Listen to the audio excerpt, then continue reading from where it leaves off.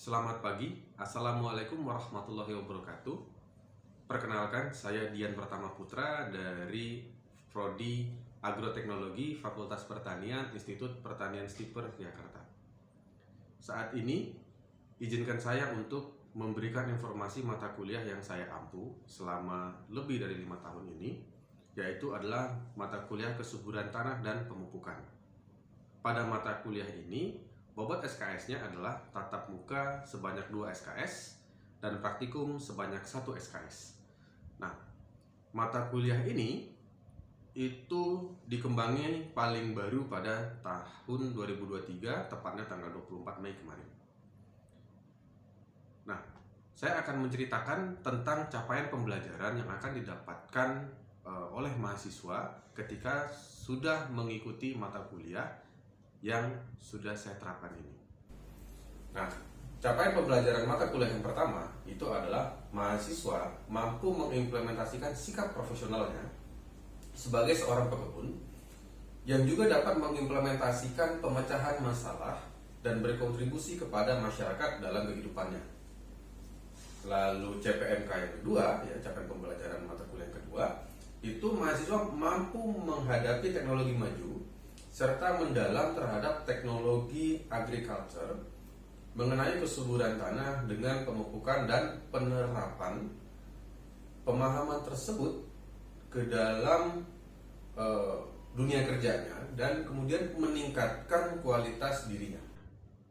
Yang ketiga, mampu memberikan solusi secara komprehensif ilmu yang diterapkan kepada institusi, baik tempat dia bekerja ataupun masyarakat, yang dapat diimplementasikan dan dapat dievaluasi, dan kemudian memiliki kemampuan dalam riset dan mempertahankan kompetensi riset yang sah sehingga autentifikasi dan originalitasnya terjaga. Nah, yang terakhir pada capaian pembelajaran mata kuliah kesuburan tanah dan pemupukan adalah mampu mengaplikasikan bidang keahlian yang mengikuti tren dalam agroteknologi dan memanfaatkan IPTEX pada bidangnya dalam menyelesaikan permasalahan dan dalam pengambilan keputusan yang tepat sehingga hasilnya efektif dan efisien. Di dalam mata kuliah ini juga kompetensi yang akan dicapai dan dikuasai mahasiswa yaitu dapat menerapkan ilmu yang mendasar mengenai kesuburan tanah melalui analisa dan metode pengambilan sampel tanah yang representatif. Juga berdasarkan kaidah, dan kemudian evaluasi kesuburannya itu mereka dapat menetapkannya. Bagaimana caranya, kemudian bagaimana cara pengambilan sampel dan pengambilan tanah yang representatif itu mereka akan pelajari ketika di teori di kelas dan ketika di praktikum di laboratorium. Pada hasil tersebut kemudian diimplementasikan untuk merekomendasi pemupukan. Nah, metode pembelajarannya di sini kita adalah blended learning, sekitar 5 kali pertemuan, 5 kalinya itu di kelas, 2 kalinya itu nanti diterapkan di secara online ataupun secara LMS dari classroom menggunakan Zoom meeting ataupun Google Meet. Nah, pada pertemuan tatap muka ini ada 14 pertemuan dan 2 kali ujian termasuk UTS dan UAS. Demikian hasil presentasi saya yang bisa saya sampaikan. Terima kasih. Selamat pagi. Assalamualaikum warahmatullahi wabarakatuh. Selamat siang kawan-kawan semua. Assalamualaikum warahmatullahi wabarakatuh. Waalaikumsalam warahmatullahi wabarakatuh. Alhamdulillah dalam kondisi sehat walafiat hari ini kita bertemu di ruang D509 Gedung Pertanian Institut Pertanian Stiper, Yogyakarta. Jadi pada hari ini kita masuk ke pertemuan ke-12 pada mata kuliah kesuburan dan pemupukan. Materi pertemuan ke-12 ini adalah pupuk dan pemupukan. Jadi kita akan menjelaskan pupuk dan bagaimana caranya melakukan pemupukan seperti itu. Nah, bagaimana cara mencapainya pada pertemuan kali ini? Kita ada CPL 3, CPMK 3 dan sub CPMK 6.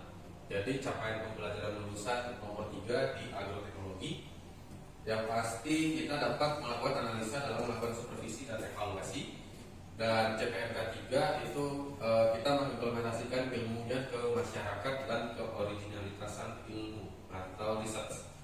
Dan yang terakhir itu dapat CPNK ya, sub CPNK itu menunjukkan secara mendalam tentang jenis-jenis buku. Jadi pada materi kali ini, hari ini kita mengetahui bagaimana caranya mengenal buku dan melakukan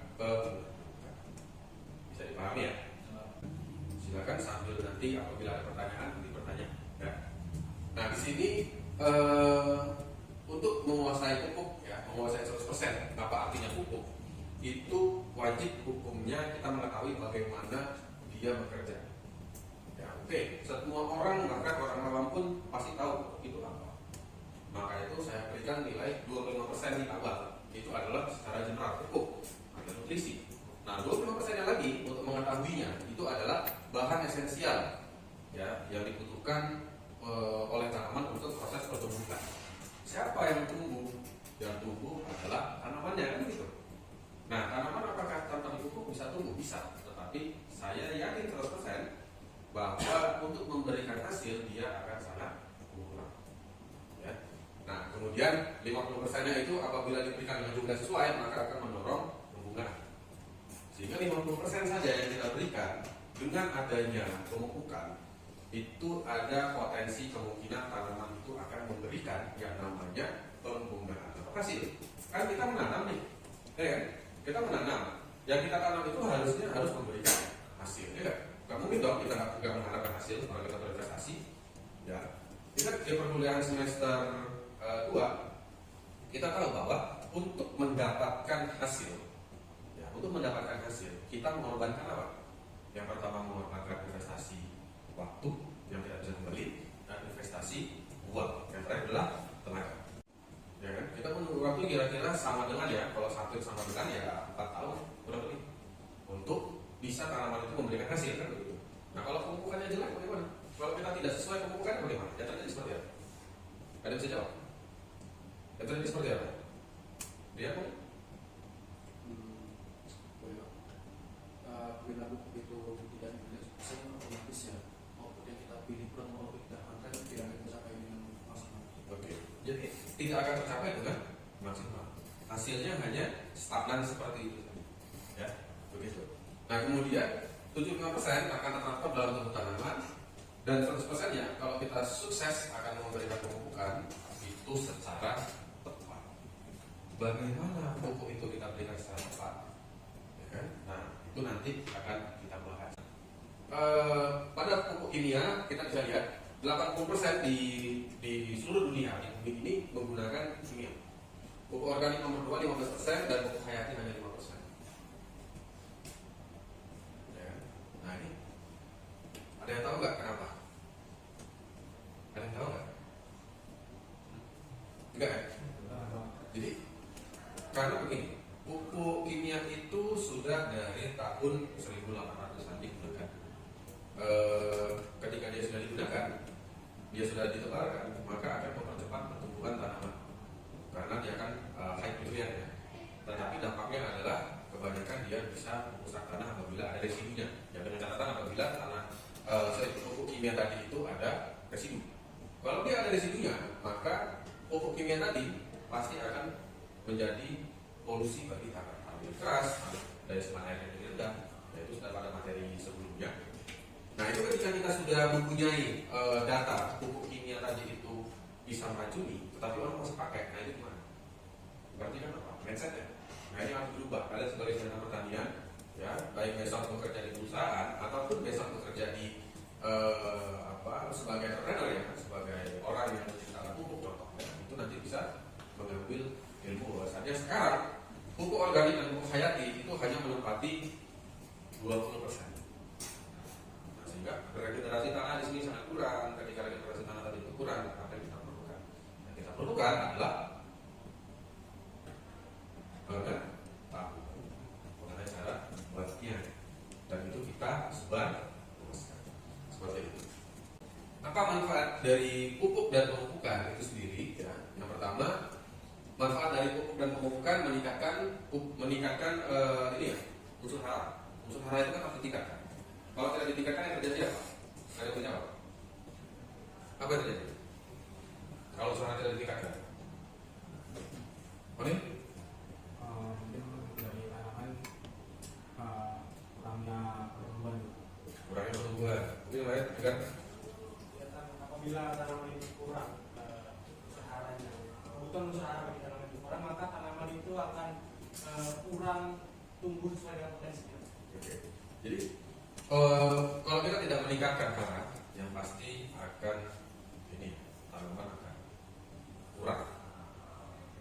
Karena kalau kita tidak meningkatkan, cadangannya kan tidak ada. Sehingga di situ ada mempertahankan atau mencadangkan, di mana dia agar stabil. Kalau dia stabil, maka dia bisa apa? Menjadi. Jadi tiga ini berhubungan. Ya, segitiga.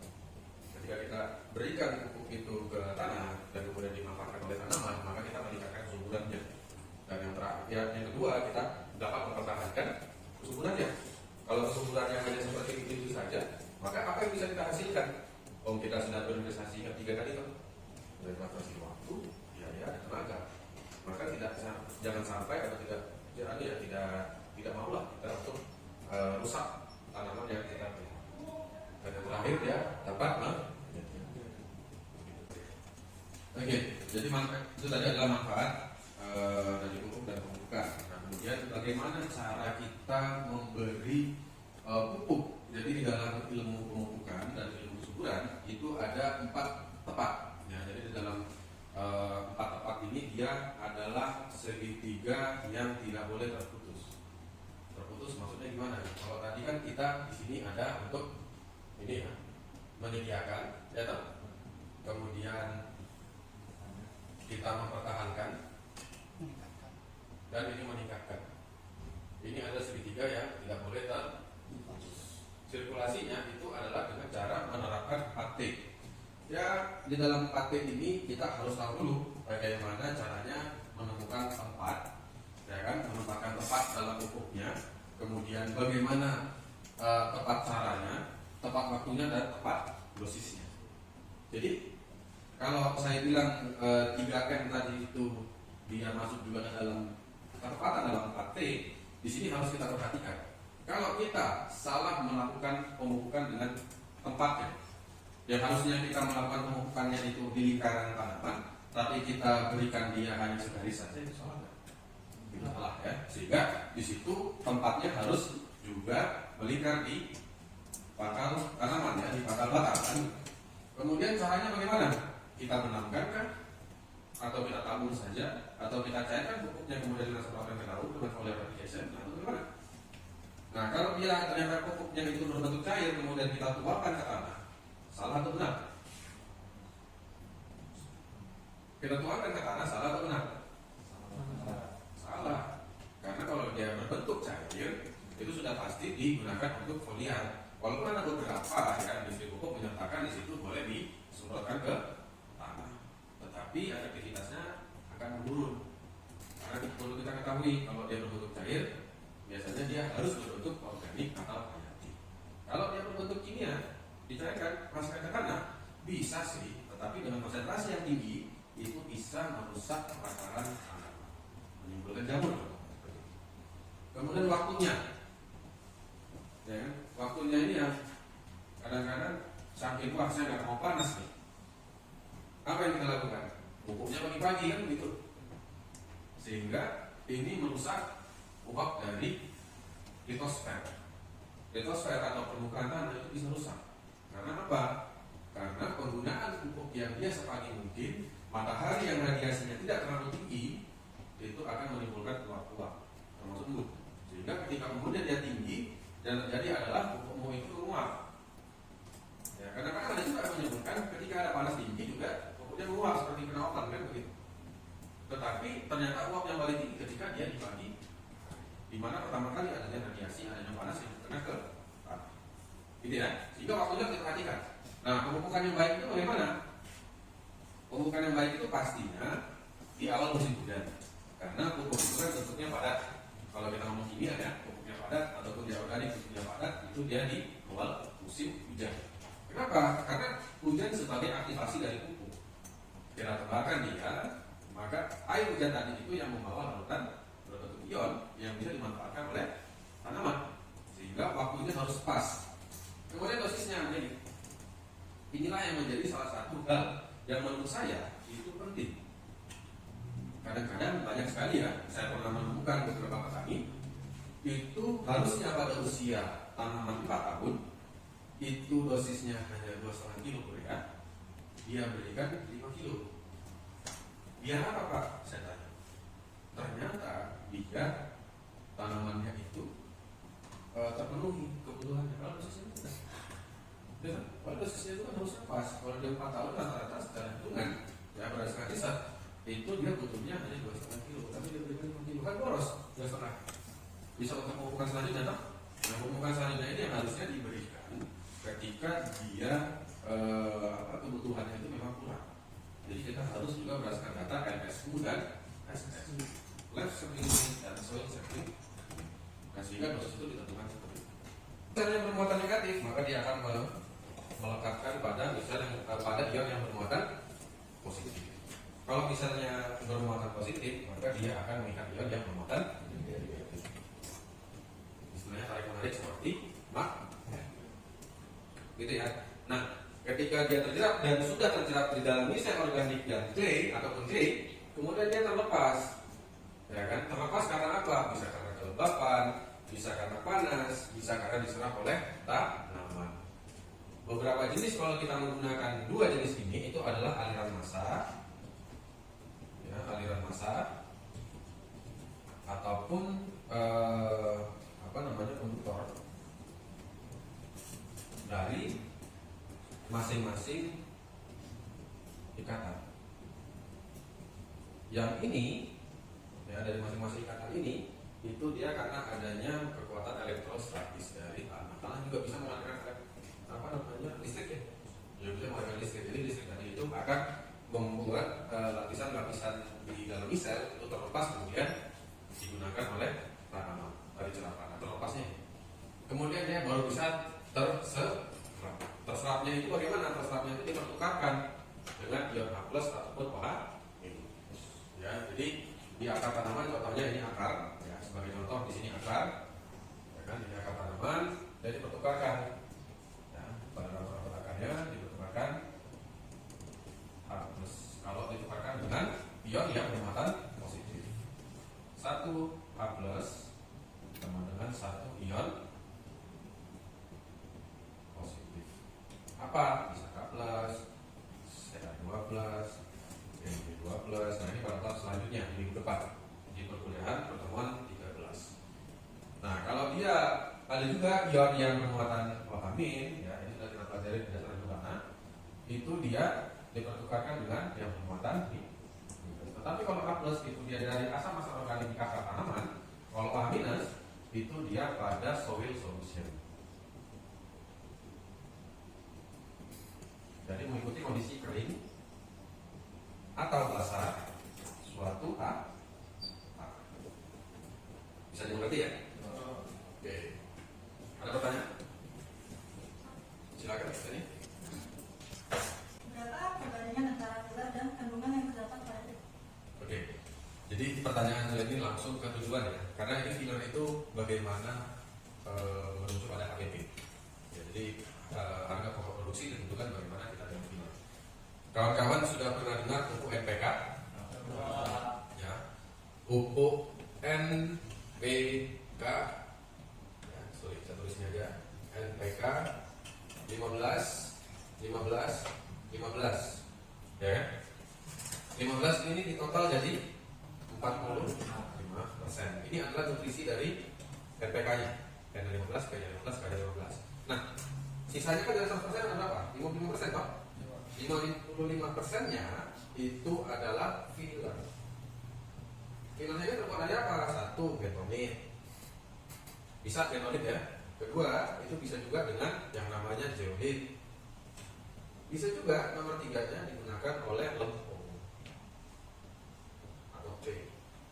Nah, filler ini kemudian kalau misalnya kita gunakan berlebih, inilah kenapa kalau kita menggunakan pupuk NPK di lahan itu pasti lahannya jadi keras karena bahan bakunya itu ini. Kalau kita berlebih, sesuatu yang berlebih itu nggak akan 45% itu adalah dari NPK-nya, hasilnya adalah nutrisi. 55%-nya itu adalah filternya nutrisi. Jadi bisa memperkeras tanah. Itu pada pupuk, macam pupuk. Apa saja kandungan di dalam pupuk itu secara esensial ya, secara primer, esensial sekunder itu ada NPK. Tadi sudah saya sebutkan di sini di depan secara eksplisit di pertemuan ke-5 ke-6 itu sudah kami kenalkan tentang pupuk ya, tentang kandungan pupuk. Saya ada kandungan pupuk yang bagaimana NP dan K. Nah kalau kita lihat di situ ada fungsi dari nitrogen, pasti membutuhkan klorofil, fosfor pada akar, K pada tekanan osmosis. Jadi kalau kita analogikan adalah kalium seperti motornya, NP-nya sebagai bensinnya kan. Kalau kita lihat dari esensial sekunder ada magnesium, esensial keempat dia membawa nitrogen, dia mempunyai 4 tangan. Nah di dalam tubuh kalau kalian tidak ada magnesium maka nitrogen tidak akan bisa bekerja. Ya nitrogen itu penting, memang, tetapi kalau dia tidak ada magnesium maka akan sulit. Jadi dia mempunyai 4 jenis tangan. Jadi dalam tubuh tanaman seperti itu. Nah, jadi magnesium membawa 4 nih. Oke. Dan dia pembentukan dari stomata di dalam.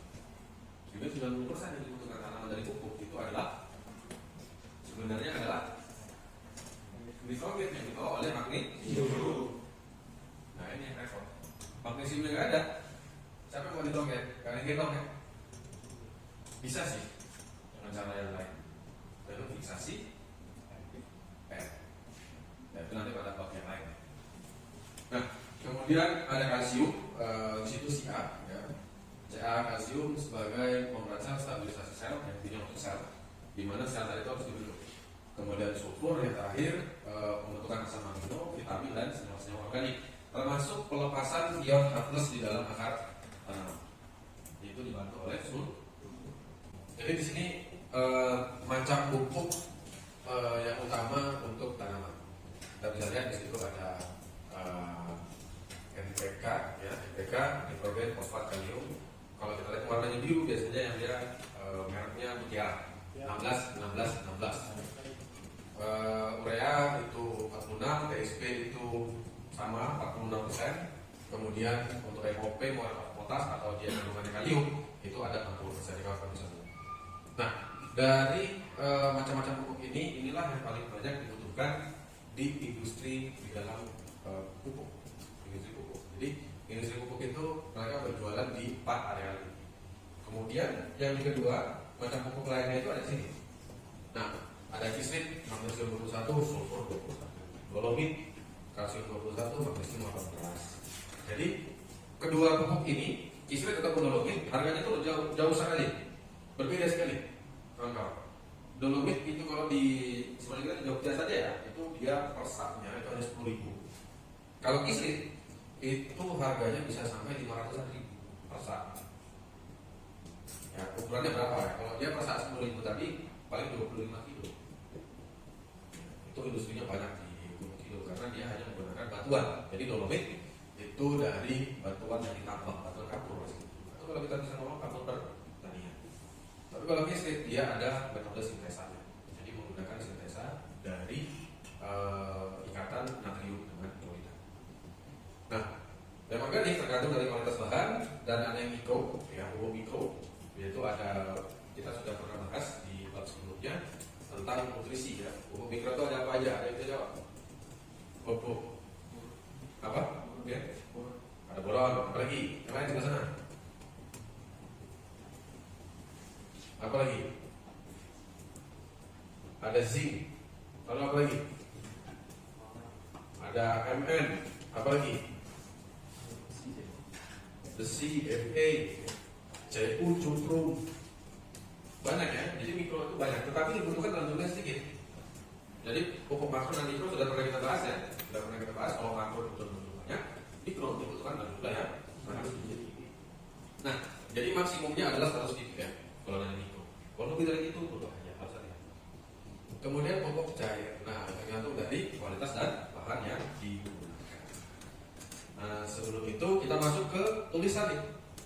Jadi ini adalah tulisan bagaimana sifat pupuk di dalam tanah. Jadi saya sudah bilang tadi di awal ya, di perkuliahan bahwa kalau kita dengan cara yang salah, tadi pertanyaan dari Fahri ya, itu kalau dia salah, kita salah satu aja dari pakai kita salah, maka penggunaan pupuknya itu akan berkurang di bulan ketiga. Kalian bisa lihat di grafik sebelah kanan di situ ya, di sebelah kanan itu ada salah satu grafik yang dia itu salah kalau dengan 4P dari bulan.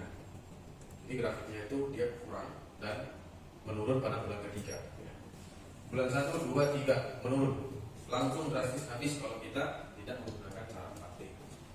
Dan kemudian apa saja sih faktor kehilangannya? Banyak ya. Di sini ada digunakan oleh tanaman, bisa juga ternyata menguap, vaporize, kemudian run off, kemudian terjerap oleh air atau infiltrasi. Kehilangan pupuk dari paper tadi yang saya tulis itu sampai dengan 58%. Ini by research ya. Saya sudah melakukan penelitian, 58% itu hilang. Ya. Kenapa hilangnya Pak? Nah, kalian bisa lihat di situ. 20%-nya karena run-off. Kemudian tercuci, ya tadi yang tercuci hilang karena terbawa oleh air yang sangat masif. Kemudian teruap atau menguap karena adanya radiasi matahari yang terlalu atau cenderung terpaut tinggi. Nah, kemudian bagaimana kita mengatasinya? Yaitu adalah menerapkan best management practice, yaitu adalah melakukan pengolahan tanah menggunakan pupuk yang sustain sesuai dengan HP, dan yang terakhir itu tidak lupa menyehatkan kembali tanah. Itu adalah INM. Nah, tadi sudah saya kasih tujuannya, tugasnya adalah salah satu tugas tambahan adalah sini, buatlah contoh pengaplikasian pupuk secara INM. INM ini gimana?